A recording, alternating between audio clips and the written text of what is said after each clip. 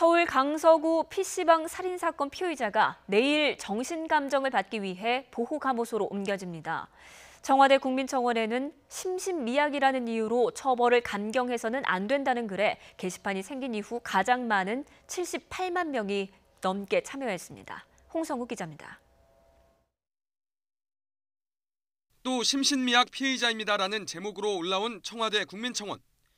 지난 17일 시작돼 게시판이 생긴 이후로 역대 최다 추천수를 기록하고 있습니다.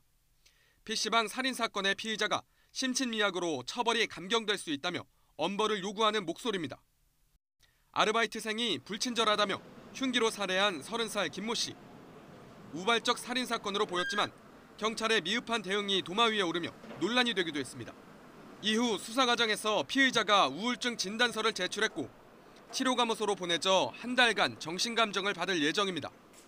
법정에서 심신미약이 인정되면 형량의 최대 절반까지 감형받을 수 있습니다. 대표적인 사건으로 지난 2008년 8살 아이를 납치해 성폭행한 조두순 사건입니다. 검찰이 무기징역을 구형했지만 만취 상태였다는 이유로 법정에선 징역 12년이 선고됐습니다. 지난 2016년 강남역 상가 화장실에서 20대 여성을 흉기로 살해한 30대 남성도 심신미약이 인정되며 무기징역이 징역 30년으로 감형되기도 했습니다. 하지만 법원에서 심신미약 상태를 인정받아 감형받기는 과거 통계로 볼 때 쉽지는 않습니다.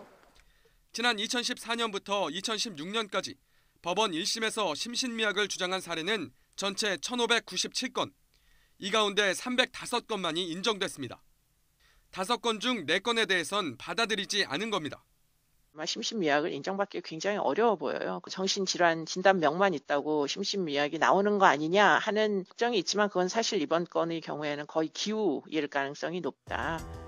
이에 따라 강력 사건이 터질 때마다 논란이 되고 있는 심신미약 판단에 대한 구체적인 기준이 마련돼야 한다는 목소리가 높아지고 있습니다.